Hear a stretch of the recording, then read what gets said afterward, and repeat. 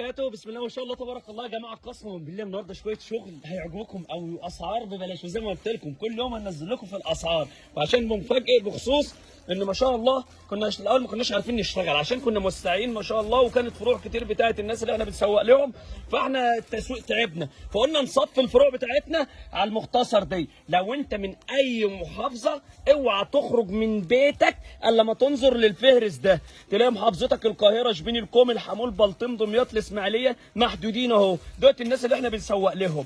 تلاقي محافظتك سلام عليكم تتصل على الرقم ده اهو وتطلع توصف لك العنوان تاخد شغل. خش بقى على المفاجاه بسرعه. شفت البيجامه النهارده؟ بيجامه سجده وصلت اهي يا جماعه النهارده الجميله، كله بيبيعها ب 120. لا يا عم ب 65 جنيه. خش على المفاجاه اللي بعدها، البيجامه الحريم الشتوي كله بيبيعها ب 100 جنيه. لا يا عم ب 35 جنيه.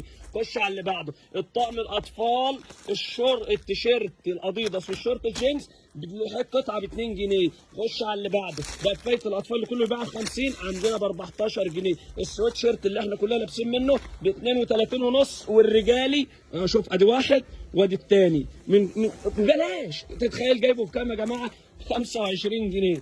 المقلم ب 30 و35.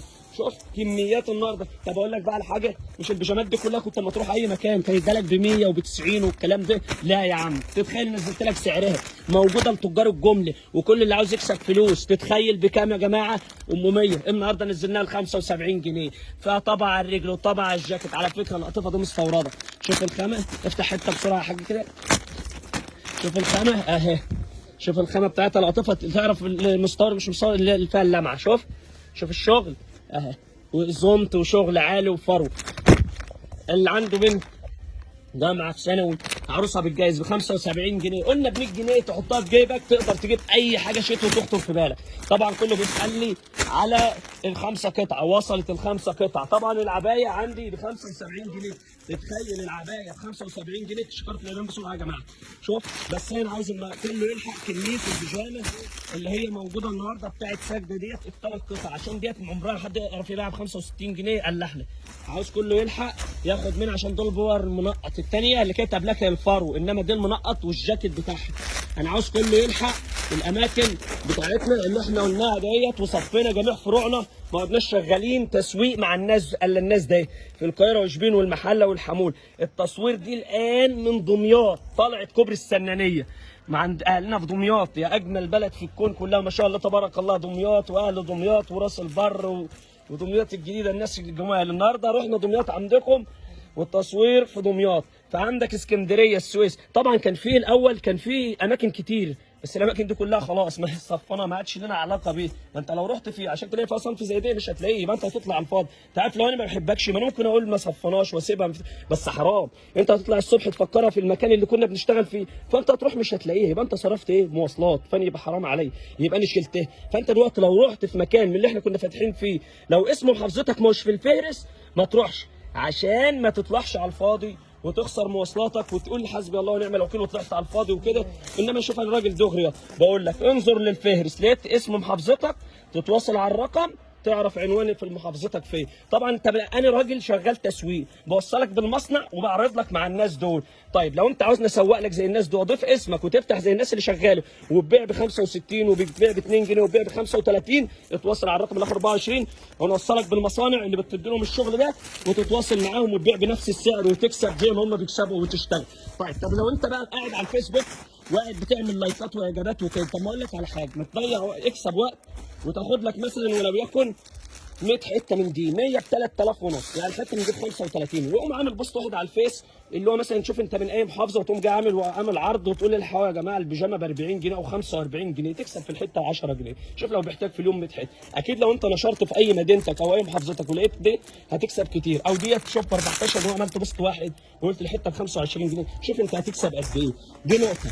النقطه الاخيره، افرض انت اسمك مش في الفهرس وعاوز شحن، كل اللي عليك بتفتح التليفون وتكتب كلمه مستودع، بيظهر قدامك مثلا ولو يكن المستودعات، هتكتب شوف هيظهر قدامك المستودع بتاعنا المميز مستودع اسكندريه، العلامه دي.